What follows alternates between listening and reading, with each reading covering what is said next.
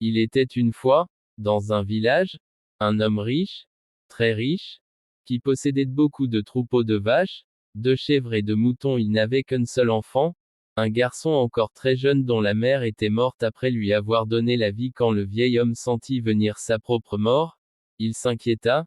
Qui allait conseiller qu'il ne se fasse pas dévorer par les vers mangeurs Sodome. Les jours, il allait abreuver ce troupeau. Les villageois n'allaient pas le faire.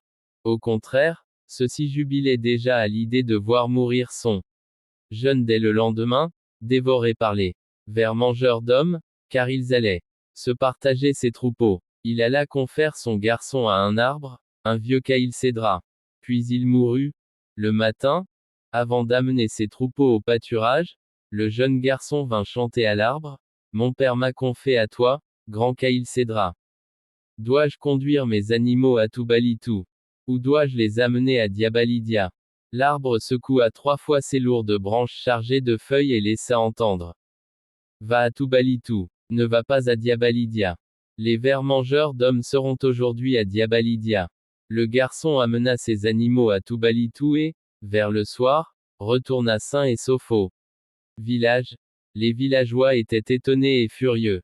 Quelqu'un devait conseiller le garçon pour qu'il ne se fît pas manger par les vers. Ils allaient trouver qui? Ce fut un chasseur qui s'en chargea et leur rapporta le secret. Ils abattirent alors l'arbre, le brûlèrent et jetèrent ses cendres dans le feu. Quand l'orphelin vint pour demander conseil, au grand caïl cédra, il ne vit rien. Il pleura et chanta quand même sa chanson. Ce fut une tourterelle qui lui répondit et le conseilla 7 fois. Et de nouveau, il rentra au village.